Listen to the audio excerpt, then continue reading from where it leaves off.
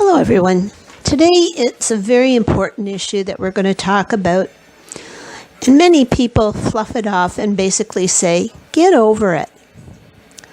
I have no sympathy for non-experts who think that when we walk through life as victims of GES, abuse, etc., and not be affected, are insensitive. Some have it from childhood and don't really know basically what or why they are feeling. I remember a statement from someone who said, well, get over it. It'll build character. Yeah, sure. It's because they want to excuse themselves. But if you experienced an extremely stressful or disturbing event that left you feeling helpless and emotionally out of control, you may have been traumatized. Psychological trauma can leave you struggling with upsetting emotions, memories, and anxieties that won't go away. It can also leave you feeling numb, disconnected, and unable to trust other people. When bad things happen, it can take a while to get over the pain and feel safe again. But with these self-help strategies and support, you can speed up your recovery. Whether the trauma happened years ago or yesterday, you can take healing changes and move on with your life. Emotional and psychological trauma is the result of extraordinary, stressful events that shatter your sense of security, making you feel helpless in a dangerous world. Traumatic experiences often involve a threat to life or safety, but any situation that leaves you feeling overwhelmed and isolated can result in trauma, even if it doesn't involve physical harm. It is not the objective circumstances that determine whether an event is traumatic, but your subjective emotional experience of the event. The more frightened and helpless you feel, the more likely you are to be traumatized. Emotional and psychological trauma can be caused by one-time events such as an accident, injury, or a violent attack, especially if it was unexpected or happened in childhood. Next, ongoing relentless stress, such as living in a crime-ridden neighborhood, battling a life-threatening illness or experience, traumatic events that occur repeatedly, such as bullying, domestic violence, or childhood neglect. Next, commonly overlooked causes such as surgery, especially in the first 3 years of life, the sudden death of someone close, the breakup of a significant relationship, or a humiliating or deeply disappointing experience, especially if someone was deliberately cruel. Next, coping with the trauma of a natural or man-made disaster can present unique challenges, even if you weren't directly involved in the event. In fact, while it's highly unlikely any of us will ever be the direct victims of a terrorist attack, plane crash, or mass shooting, for example, we're all regularly bombarded by horrific images on social media and news sources of these people who have been. Viewing these images over and over can overwhelm your nervous system and create traumatic stress. While traumatic events can happen to anyone, you're more likely to be traumatized by an event if you're already under heavy stress load, have recently suffered a series of losses, or have been traumatized before, especially if the earlier trauma occurred in childhood. Childhood trauma can result from anything that disrupts a child's sense of safety, including an unstable or unsafe environment, separation from a parent, serious illness, intrusive medical procedures, domestic violence, neglect, sexual, emotional abuse. Experiencing trauma in childhood can result in a severe and long-lasting effect. When childhood trauma is not resolved, a sense of fear and helplessness carries over into adulthood, setting the stage for further trauma. However, even if your trauma happened many years ago, There are steps you can take to overcome the pain, learn to trust and connect to others again, and regain your sense of emotional balance. We will all react to trauma in different ways, experiencing a wide range of physical and emotional reactions. There is no right or wrong way to think, feel, or respond. So don't judge your own reactions or those of other people. Your responses are normal reactions to abnormal events. Emotional and psychological symptoms: shock, denial, or disbelief, confusion, difficulty concentrating, anger, irritability, mood swings, anxiety and fear, guilt, shame, self-blame, withdrawing for others, feeling sad or hopeless, feeling disconnected or numb, physical symptoms: insomnia or nightmares, fatigue, being startled easily, difficulty concentrating, racing heartbeat, edginess and agitation, aches and pains, muscle tension. Healing from trauma. Recovery tip number 1, get moving. Trauma disrupts your body's natural equilibrium, freezing you in a state of hyperarousal and fear, as well as burning off adrenaline and releasing endorphins. Exercise and movement can actually help repair your nervous system. Try to exercise for 30 minutes or more on most days, or if it's easier, 3 10-minute spurts of exercise per day is just as good. Exercise that is rhythmic and engages both your arms and legs, such as walking, running, swimming, basketball, or even dancing, works best. Add a mindfulness element. Instead of focusing on your thoughts or distracting yourself while you exercise, really focus on your body and how it feels as you move.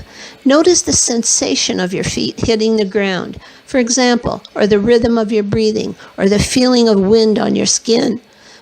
Rock climbing, boxing, weight training, or martial arts can make this easier. After all, you need to focus on your body movements during these activities in order to avoid injury. Tip number 2, don't isolate. Following trauma, you may want to withdraw from others, but isolation only makes things worse. Connecting to others face-to-face will help you heal, so make an effort to maintain your relationships and avoid spending too much time alone. You don't have to talk about the trauma. Connecting with others doesn't have to involve talking about trauma. In fact, for people that can just make things worse, some comfort comes from feeling engaged and accepted by others. Ask for support. While you don't have to talk about the trauma itself, it is important that you have someone to share your feelings with face-to-face, who will listen attentively without judging you. Turn to a trusted family member, friend, counselor, or clergyman, or anyone who is in the TI community, other TIs who can listen. Participate in social activities even if you don't feel like it. Do normal activities with other people, activities that have nothing to do with the traumatic experience. If you can reconnect with old friends, do so. If you retreated from relationships that were once important to you, make the effort to reconnect. Join a support group for trauma survivors. Connecting with others who are facing the same problems can help reduce your sense of isolation, and hearing how others cope can help inspire you in your own recovery. Volunteer, helping others help. Make new friends if you can. And if connecting to others is difficult, many people who have experienced trauma feel disconnected, withdrawn, and find it difficult to connect with other people. If this describes you, there are some actions you can take before you meet with a new friend. Exercise, move, jump up and down, swing your arms and legs, or flail around. Vocal toning. As strange as it sounds, vocal toning is a great way to open up social engagement. Sit up straight and make sounds. Change the pitch and volume until you experience a pleasant vibration in your face. To self-regulate your nervous system. No matter how agitated, anxious, or out of control you feel, it's important to know that you can change your arousal system and calm yourself. Not only will it help relieve the anxiety associated with trauma, but it also will engender a greater sense of control. Mindful breathing. If you're feeling disorientated,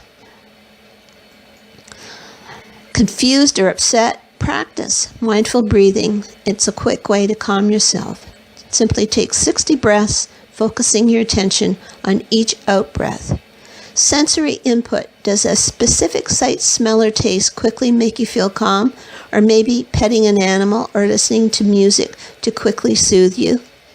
Everyone responds to sensory input a little bit differently. So experiment. Stay grounded. To feel in the present and more grounded, sit on a chair, feel your feet on the ground and your back against a chair. Look around and pick 6 objects that have red or blue in them. Notice how your breathing gets deeper and calmer. Allow yourself to feel what you feel when you feel it. Acknowledge your feelings about the trauma as they rise and accept them. Toolkit can help. Take care of your health. It's true, having a healthy body can increase your ability to cope with stress of trauma. Get plenty of sleep. If you can do it, 7 to 9 hours. Avoid alcohol and drugs. Eat a well-balanced diet. Reduce your stress. And for some, seek professional therapy for the trauma. Now for TIs, some will not seek that at all because of the corruption that is going on with the gang stalking. Now, recovering from trauma takes time, and everyone heals at their own pace. But if months have passed and your symptoms are not letting up, well, you'll have to think about that. There's so many things that happens when you're traumatized. You'll have trouble functioning at home or work. You'll be suffering from severe fear, anxiety, or depression. You'll be unable to form close, satisfying relationships. Experiencing terrifying memories, nightmares, or flashbacks. Avoiding more and more anything that reminds you of the trauma. Emotionally numbing yourself and disconnecting from others. And using alcohol or drugs to feel better. You have to work through the trauma, and you have to be willing to even be re-traumatized as you talk about it and deal with it. And ask yourself, if you are going to go to a therapist, do you feel comfortable discussing your problems with the therapist? And ask yourself all these questions. What do you feel about talking about your issues with someone who is a stranger? Anyways, I'm going to keep this short to all. I wanted to talk about trauma because it's not a very pleasant thing for those that are going through. And never let anyone tell you, get over it. Especially for those that have suffered long-term trauma that really didn't know about it until later in life. And for those that have been confronted with gang stalking, the illegal program, that is a criminal organization made to look legal. Do not allow yourself to not look at what's happening to you in your trauma-based experiences. Try to work through it in your own time and in the best way you can. Anyways, closing to all,